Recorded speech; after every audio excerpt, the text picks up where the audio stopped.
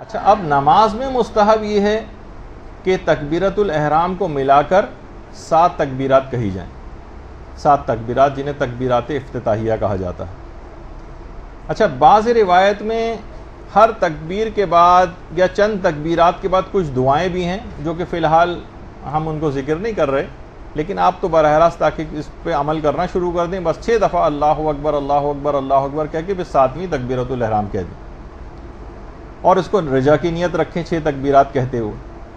اچھا، علماء یہ فرماتے ہیں کہ اگر کوئی شخص یہ 7 تکبیرات نہیں کہنا چاہتا، یعنی تکبیرۃ الاحرام تو کہنی ہی ہے، ملا کر 7 ہوتی ہیں، تو وہ 3 پر بھی اکتفا کر سکتا ہے اور 5 پر بھی اکتفا کر سکتا ہے، ثواب اس میں بھی اس کو انشاءاللہ ملے گا۔ لیکن جب اتنی سیکنڈز کا عمل ہے تو پھر 7 کرنے میں ہی کیا حرج ہے؟ تو اس لحاظ سے علماء نے یہ بات بھی کہی کہ دیکھیے کہ رسول نے نماز کو مومن کی معراج قرار دیا، یعنی یہ بارگاہ ملکوتی میں پرواز کا ایک بہترین ذریعہ ہے نماز، اور پرواز کے لیے علماء عرفان کہتے ہیں کہ 7 آسمانوں کو عبور کرنا لازم ہوتا ہے۔ جب بھی ایک تکبیر کہی جاتی اللہ اکبر، آسمان کا ایک پردہ کھل جاتا ہے، لہٰذا ان 7 پردوں اور 7 حجابات کو دور کرنے کے لیے یہ 7 تکبیرات کہی جانی چاہیے۔ باقاعدہ ہشام نے امام موسی کاظم علیہ السلام سے روایت بھی بیان کی ہے، اللہم صلی علی محمد۔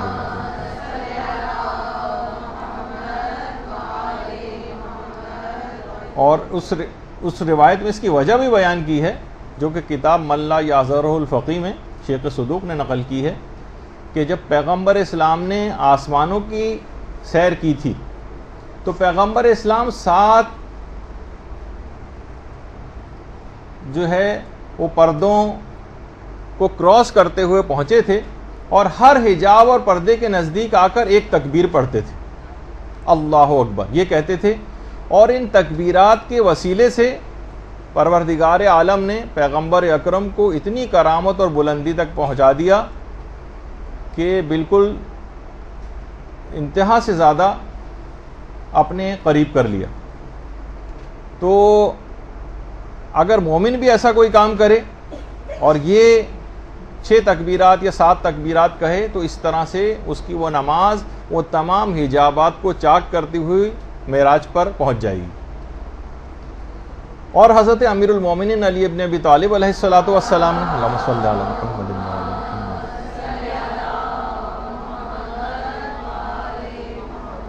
ان تکبیرات افتتاحیہ کو صفات ثبوتیہ اور سلبیہ کی تصدیق قرار دیا، یعنی یہ اگر آپ نے 6 تکبیرات کہیں اور 7ویں تکبیرۃ الاحرام، تو گویا آپ نے پروردگار کے اندر جو صفات ثبوتیہ پائی جاتی ہیں اس کی تصدیق کر دی، اور جو پروردگار کی ان تمام صفات جو اس میں نہیں پائی جاتی ان کی نفی، اس کی بھی تصدیق کر دی، اس لحاظ سے کہ وہ چیزیں پروردگار کے اندر نہیں پائی جاتی۔ تو یہ خود کتنا بڑا ثواب اور فائدہ دلوانے والی چیز ہے کہ ان تکبیرات کے ذریعے آپ کی نماز اتنی بلندی پر بھی جا رہی ہے اور آپ صفات ثبوتیہ اور سلبیہ کی تصدیق بھی کر رہی ہیں۔ اور اس کا ایک بہت بڑا فائدہ فضل ابن شازان نے حضرت امام علی رضا علیہ السلام کے حوالے سے بیان کیا۔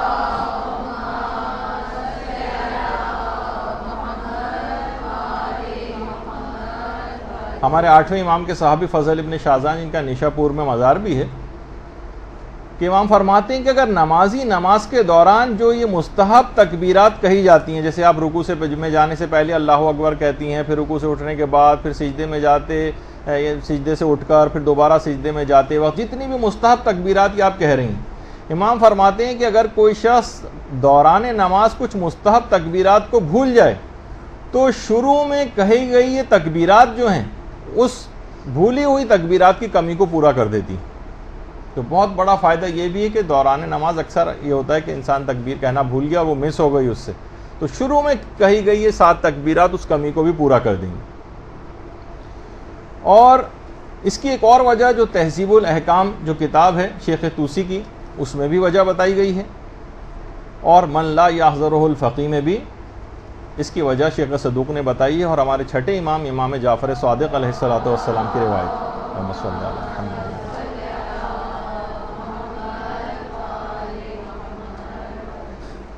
چھٹے امام فرماتے ہیں کہ ایک دفعہ پیغمبر اسلام نماز کے لیے کھڑے ہوئے.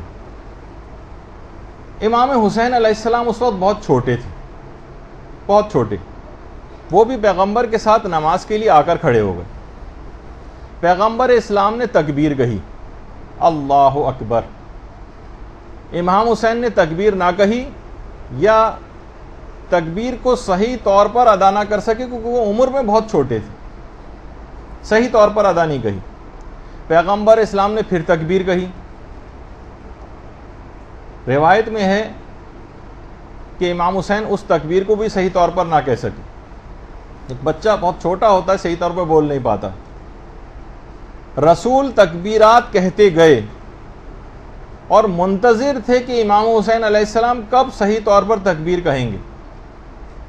پانچویں امام نے الگ سے بھی ایک روایت میں یہ بات بیان کی ہے کہ امام حسین علیہ السلام نے ابتدا میں بچپنے میں بولنے میں اتنی تاخیر کی تھی کہ پیغمبر اسلام کو امام حسین کی قوت گویائی نہ ہونے کا خوف پیدا ہو گیا تھا. یہ پانچویں امام کی باقاعدہ روایت.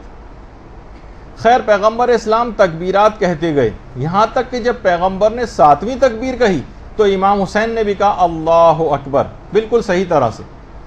اس وقت سے یہ تکبیرات افتتاحیہ مستحب قرار پائیں. درود بھیجی محمد علیہ وسلم.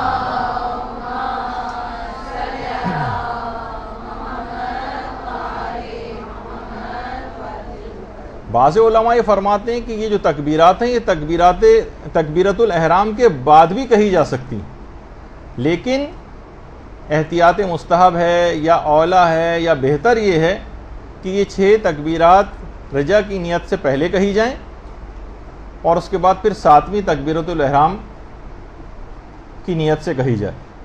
اچھا, اس سلسلے میں علماء کیا ارشاد فرماتے ہیں, اس کی باقاعدہ وجہ جو ابھی آپ نے اس لحاظ سے سنی ہے یہ آیت اللہ وحید خراسانی نے بھی اپنے ایک درس کے اندر بیان کی ہے.